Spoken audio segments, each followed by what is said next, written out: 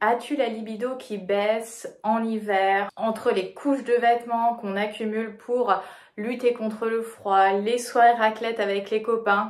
On a un petit peu du mal à se mettre dans un sexy mood, dans un mood où on est dans de la sensualité, dans de l'érotisme. J'avais envie de te partager mon top conseil pour un hiver beaucoup plus sensuel, beaucoup plus sexy avec ton partenaire.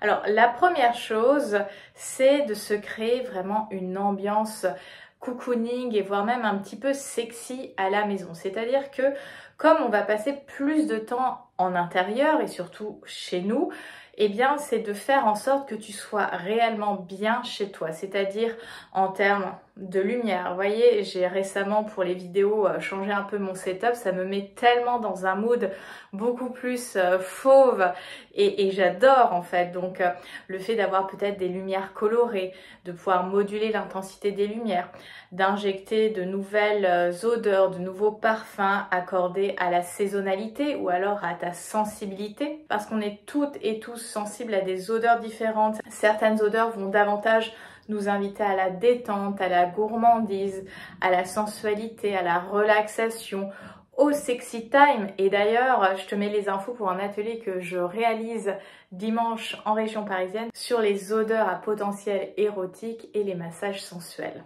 Donc vraiment de te créer un cocon chez toi, que tu vives seul, que tu vives en couple ou en famille, ça va vraiment, te donner envie de passer du temps à la maison, de te créer un contexte, un écrin où ton corps va davantage se détendre et être beaucoup plus ouvert, beaucoup plus disponible, que ça soit à tes envies, ta libido, ton désir, qu'il soit spontané ou en réponse à ce que ton partenaire pourrait injecter dans l'intimité. En fait, tout ça va venir créer un écosystème dans lequel il sera plus facile de mobiliser ton érotisme et ta sensualité.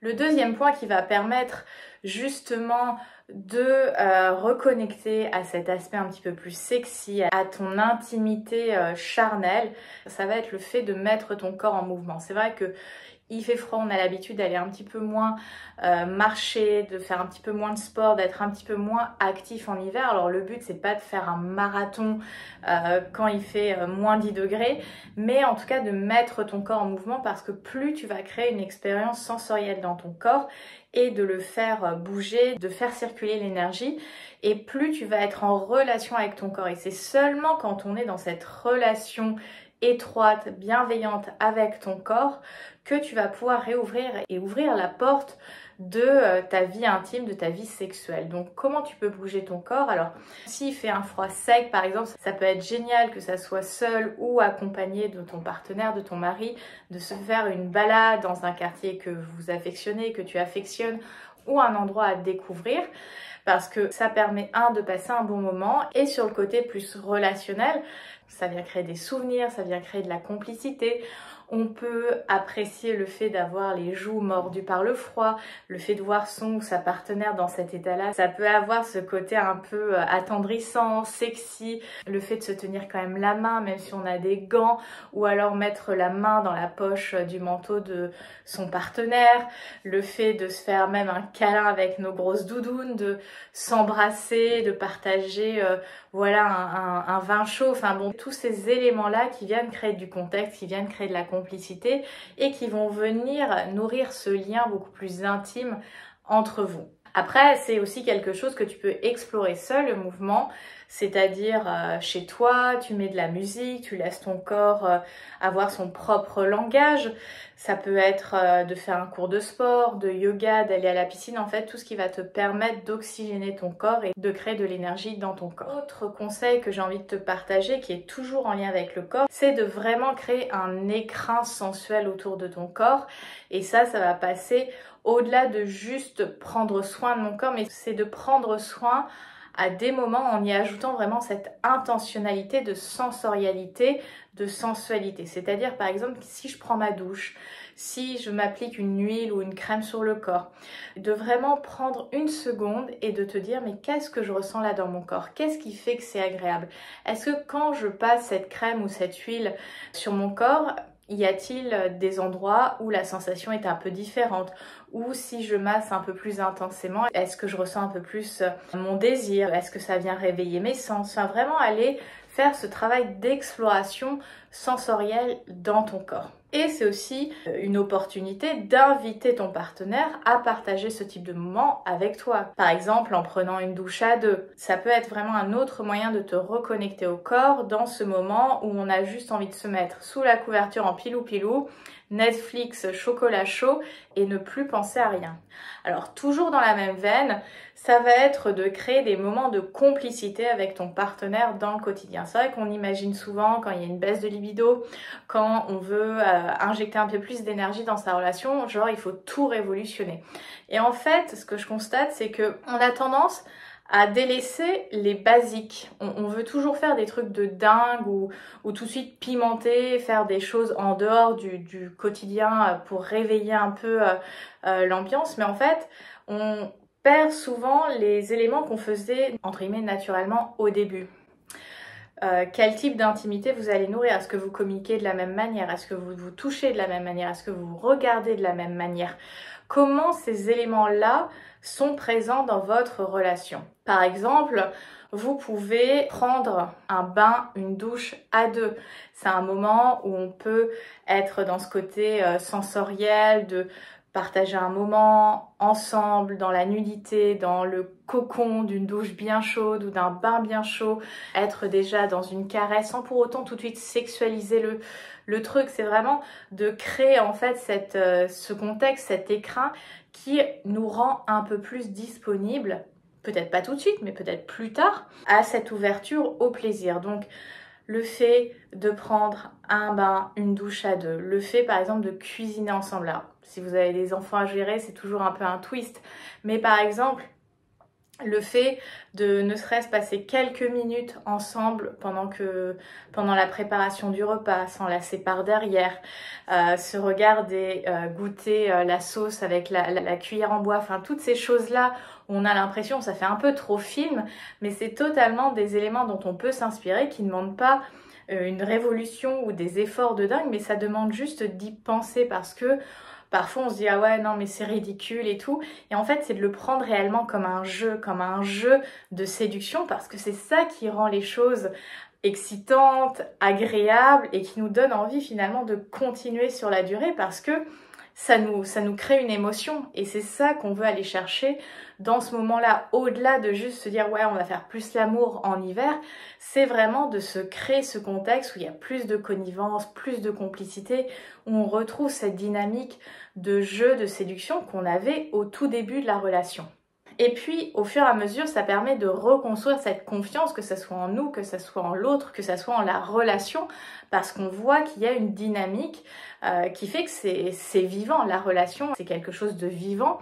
Et on a l'impression que être engagé sur une relation à long terme, c'est forcément cette ligne où il n'y a pas de mouvement, où c'est genre en équilibre parfait. Mais en fait, c'est quelque chose de vivant. C'est comme, voilà, là je sors d'une interview où j'étais avec une pâtissière que j'avais rencontrée sur le salon du chocolat. On parlait du levain, des pâtes levées et du fait que ces ingrédients-là sont vivants. Et le fait que ça soit vivant, ça demande des ajustements pour arriver au point d'harmonie où le résultat sera celui désiré. Donc c'est vraiment de voir ça comme étant un peu un incubateur, et on injecte, on ajuste et on voit ce qui se passe dans la relation. Donc vraiment d'aller dans ce côté relationnel, jeu de séduction, passer du temps ensemble, pas forcément en plus, mais dans les moments qui sont déjà là. Comment je peux y mettre une attention un peu différente, comment je peux jouer avec mon partenaire et comment je me retrouve moi aussi en tant que femme davantage dans mon pouvoir et mon jeu de séduction. Un autre conseil que j'ai envie de vous proposer, c'est si vous n'avez pas l'habitude ou alors que ça fait un petit moment que vous êtes sur des accessoires intimes, etc., bah peut-être de se saisir de l'occasion de bon bah on change de saison, on va à la recherche d'un nouveau jouet ou alors d'un jouet intime afin de donner une autre saveur à notre vie sexuelle. Alors pas besoin d'aller tout de suite dans les godemichés, on a aujourd'hui énormément de jeux, que ce soit des jeux de cartes pour permettre des discussions un petit peu plus profondes, des dés qui invitent soit à lécher, mordre, caresser une certaine zone du corps. Ça peut être un bandeau pour se priver d'un sens qui peut être assez sexy.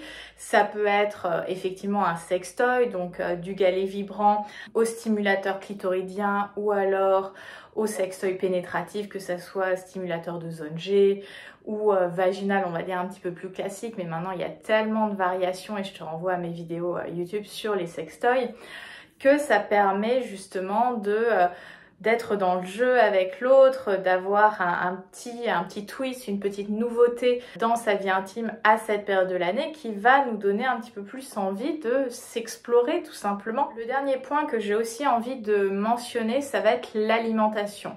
L'alimentation joue aussi beaucoup sur notre manière de nous sentir, sur nos humeurs, et certains aliments peuvent aussi impacter certaines réactions biochimiques dans notre corps. Pourquoi je parle de l'alimentation? C'est parce que dans cette saison hivernale, on a moins de lumière. Et cette lumière impacte notre taux de sérotonine dans l'organisme, et la sérotonine a un effet notamment sur la détente, notre sentiment de bien-être et donc potentiellement notre disponibilité à être ouverte à la sexualité, ou en tout cas à être ouverte au plaisir. Parce que si on va pas bien, si on est en train de déprimer, on n'a pas envie de penser à ce type de plaisir charnel dans notre corps. Donc on peut utiliser totalement des aliments qui vont booster la sérotonine. On peut déjà avoir une alimentation variée, de saison, riche en vitamines, en minéraux. Effectivement, essayer de faire un maximum de choses maison, même si après il y a un principe de réalité et chacun fait de son mieux. Mais vraiment peut-être voilà, d'avoir en tête que certains aliments vont permettre de prendre soin de notre écosystème et d'autres vont peut-être un peu plus le plomber. C'est vrai que là on a envie de choses riches, de choses grasses, de choses réconfortantes qui viennent faire du bien au moral. Mais voilà, il y a des aliments qui permettent tant de booster la sérotonine, tant les oestrogènes, tant la testostérone. C'est d'aller chercher tous ces aliments qui peuvent booster tant la sérotonine que les oestrogènes, que la testostérone. Alors en ce moment, on parle de plus en plus de la poudre de maca qui va booster la libido. Ça, c'est quelque chose qui peut être intéressant. Pour tout ce qui est sérotonine, on va penser au sucre lent, aux oléagineux, au saumon et poissons gras, au chocolat noir, aux légumes type chou de Bruxelles, brocoli, épinards. Donc ça donne un peu une idée d'aliments à peut-être introduire ou réintroduire dans ton quotidien. Et puis même, ne serait-ce que sur l'aspect visuel, le fait d'avoir une assiette colorée, donc ne pas avoir que du blanc dans son assiette, ça va vraiment optimiser notre humeur et faire en sorte qu'on se sent bien, qu'on se sente détendu, qu'on se sente réellement satisfaite de ce qu'on est en train de manger, de ce avec quoi on est en train de se nourrir. Et c'est important de voir ta vie intime comme étant cet écosystème que tu viens nourrir, ce que tu viens harmoniser. Bien sûr qu'il y a des ajustements tout au long de l'année, bien sûr qu'il y a des causes extérieures à toi, et il y a des choses qui peuvent se produire à l'intérieur. Le but, c'est vraiment d'avoir conscience de ce qui peut influencer tant de manière interne que externe cet écosystème, de se dire tiens, il peut y avoir ça, il peut y avoir ça, et de te considérer vraiment comme l'exploratrice de ta vie intime, parce que c'est quelque chose qui t'appartient, c'est quelque chose qui est source d'épanouissement. Notre corps est réellement designé à prendre énormément de plaisir, à pouvoir s'exprimer à travers ses sens. Et rappelle-toi, ton corps et ton plaisir demandent à ce que tu sois en mouvement.